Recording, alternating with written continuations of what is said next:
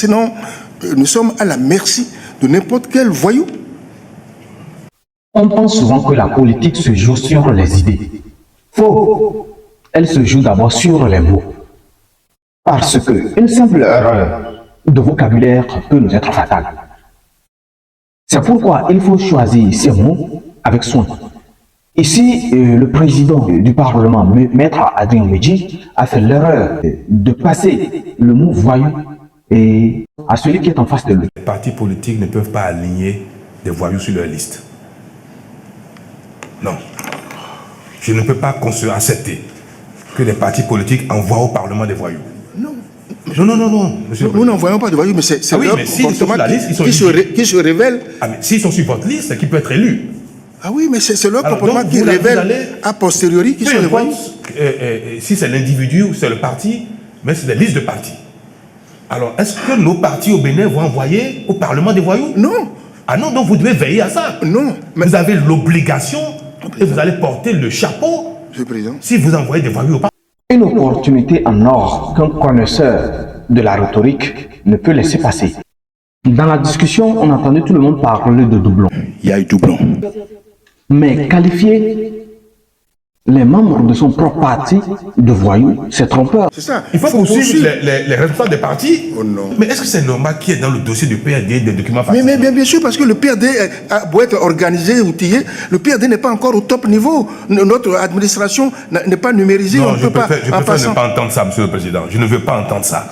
Parce que la Sénat a mis le 26 février comme date butoir, que la Cour constitutionnelle est rentrée dans un rôle de régulation, et puis elle a raison pour dire, bon, ceux qui vont remettre leur dossier le 26 avril, il faut qu'on soit sûr qu'au-delà du 17 mars, qu'ils continuent.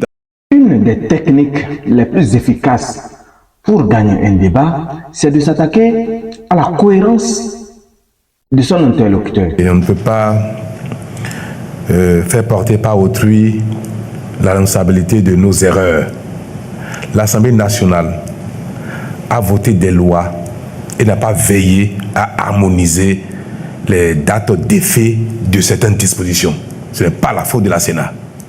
Le fait que la Sénat ait indiqué, pas fixé, ait indiqué que le 26 février était la date limite de dépôt de candidature, ce n'est pas de la volonté de la Sénat. C'est la loi qui a prescrit un tel calendrier. Même plus besoin de discuter d'idées. C'est redoutablement efficace. En laissant aller aux élections prochaines de 2019 deux partis qui, heureusement ou malheureusement, sont des partis de soutien au chef de l'État, au niveau de l'opinion publique, cela a une autre connotation. Un des trucs les plus importants dans le débat politique revient à aller à la racine d'un sujet. Aller à la racine revient à élargir le sujet et pour déstabiliser d'accord une argumentation cohérente qui vient d'être faite. Au moins que le PRD est un parti de la mouvance. Oui, ça là, il n'y a pas de problème. Vous savez quand même. Ma tristesse n'est pas seulement due au PRD. Je dois vous le dire, je disais tout à l'heure, même si le PRD était tombé et qu'il y a FCBE ou d'autres partis de l'opposition, ma souffrance ne serait pas aussi grande. Je dirais à mes partisans, le PRD, c'est pas grave. Il y a au moins l'opposition. Ce qui me fait souffrir, c'est l'absence de l'opposition. Voilà comment le débat s'est installé. Et vous voyez le début, comment était la mine de Maître Adrien Mbedji. Et attendez un peu, vous allez voir à la fin comment sa mine va se transformer. Ça veut dire tout simplement que Maître Adrien Mbedji a été mis à terre. Il s'est avoué vaincu. Dans les commentaires, essayez de nous trouver le nom de cette technique qu'utilise le président Patrice Talon, et celle qui consiste à amener l'autre à acquiescer, généralement par la tête, vous voyez, et Maître Adrien Mbedji qui acquiesce par la tête, c'est-à-dire il l'amène à acquiescer juste pour gagner le débat. Et comment il le fait?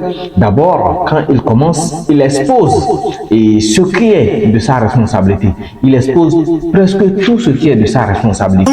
Je veux porter, pour le compte du ministère de l'Intérieur, la responsabilité de l'exigence qui a été opposée aux partis politiques pour ne pas laisser passer les formations politiques qui n'ont pas satisfait aux dispositions légales. Il veut porter la responsabilité que le ministère de l'Intérieur a agi de manière rigoureuse, parfois peut-être trop rigoureuse. Je veux assumer sa responsabilité. Mais au-delà du ministère de l'Intérieur, ce qui s'est passé à la Sénat, convenez avec moi tout au moins qu'on ne peut pas me demander d'assumer ses responsabilités. Puisque dans une république, les responsabilités sont partagées, alors pour le reste de ces responsabilités, et vous convenez avec moi que c'est le camp adverse qui doit le porter. Et donc c'est ça la technique. Et visiblement, vous êtes obligé d'acquiescer. Vous voyez, quand on acquiesce comme ça, il est difficile de faire comme ça. Faites l'expérience avec moi. Si vous voulez distraire un chat, alors caressez-le dans le sens de ses poils et après faites le contraire. Allez dans le sens contraire de ses poils. Vous allez voir que si le chat était couché, il aura tendance à se relever.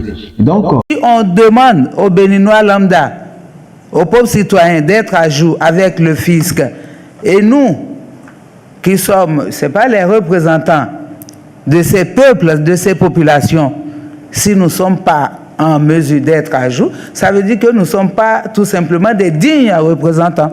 C'est comme ça, je vois la chose. Et je vois que cette dame qui est membre du bureau du Parlement a caressé 2 fois dans le même sens. Il a caressé le président Patrice Talon 2 fois dans le même sens, ce qui lui donne un sourire. Il devrait, moi je pense qu'il devrait, après qu'il est parti dans le sens de ses poils, devrait faire le contraire.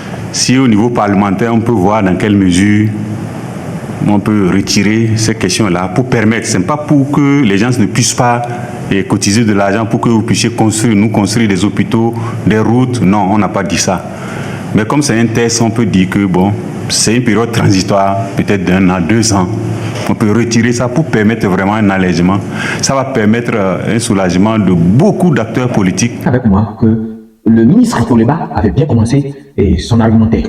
Mais c'est ça, comme en rhétorique, comme en politique, la meilleure défense, c'est l'attaque. Et il a bien commencé.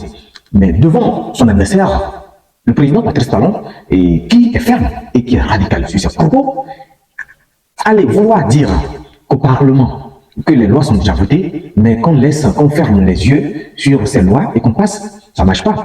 Soit on abolit les lois et le Parlement va tirer les conséquences, soit on applique les lois.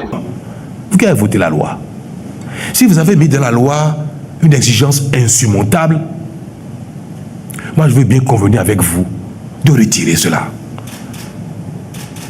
Des dispositions permettant d'aller aux élections. Je suis disposé à le faire. Et je suis capable de l'assumer devant l'opinion nationale. Si dans vos échanges, vous devez aller même jusqu'à faire des amendements à la Constitution dans les jours à venir, je suis preneur.